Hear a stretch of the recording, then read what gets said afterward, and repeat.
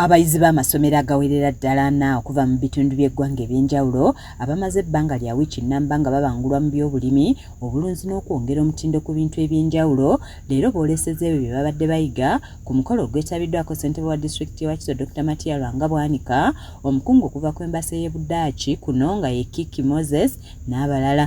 Enteekateeka eno ebadde eyindirira ku ssomero lya Gayaaza High School ng'omubanguzi omukulu abadde Dr. Katurebe Michael, omukugu mu kutabula eddagala kw'ossa n'abalala nga bano bategeezezza nti amasomero gennyini ge gattattana eby'obulimi mu ggwanga nga bawa abaana ebibonerezo eby'okulima. Naye ne tujjawo okulima okitwala ng'ekimulizo bajja kulanga amanyi nti okulima kibonerezo, ate ekyo nno kiina ne factors endala ezikyetoolodde. Kitwale ng'omwana okuwulira okulima n'amanya basibe be balima. Fedda twalimanga n'ogenda mu nnimiro n'okomawo n'ofumba emmere n'ogitegeka bulungi abantu ne bagirya. Naye ennaku zino abazadde bakwatirira abaana, tebaagala baana kutawaana. Kiki Moses agamba nti Uganda esobolera ddala okwebeezaawo mu byenfuna byayo singa abaana basigibwamu embala y'okwagala eby'obulimi nga kyakukendeeza kw'abo abagenda ebweru okukuba ebyeyo gye bafiira. You will never leave Uganda to go anywhere. Girls have been raped, boys have had their organs removed and sold.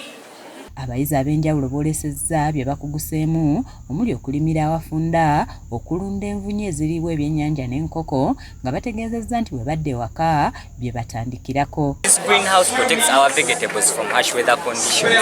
About black soldier flying maggots to feed your chicken and fish. Ssentebe Bwanika agamba nti omusomo guno gutuukidde mu kiseera ekituufu nga bene yakalagira gavumenti eteeka essomero ly'ebyobulimi n'obulunzi mu masomero ku mitendera gyonna, n'avumirira amasomero agakyagaba ekibonerezo ky'okulima kussa n'okubonereza abaana aboogera ennimi zaabwe ennansangwa. Waaliwo enteekateeka enkyamu eyakolebwanga mu masomero nga bw'olaba bagikola ku lulimi, okwogera olulimi oluzaaliranwa, era ne mu by'obulimi n'obulunzi baakikolanga ng'omwana azizza omusango bwe bamuwa ekibonerezo bamuwa kyakulima oba kulunda. Mirebukirwa kussa n'abategesi abalala balambuludde ku nteekateeka eno ey'omulundi ogw'omwenda ng'omulundi guno bagamba nti abayizi abasoba mu 8 be bagyeetabyemu nga bawanjagidde gavumenti okussa amaanyi mu kuvujjirira eby'obulimi. We have over 40 schools participating, both secondary and primary, in the camp. And I believe that no participant will go back as he came. No bw'oba ozze mu farm camp ne farms ezimu ze tukyalidde ogenda okulaba ng'omuntu alina 5 ku 100 naye nga tagula nvandiirwa, tagula mmere. Waliwo ne wetulabye nga balima lumonde mu bidomola.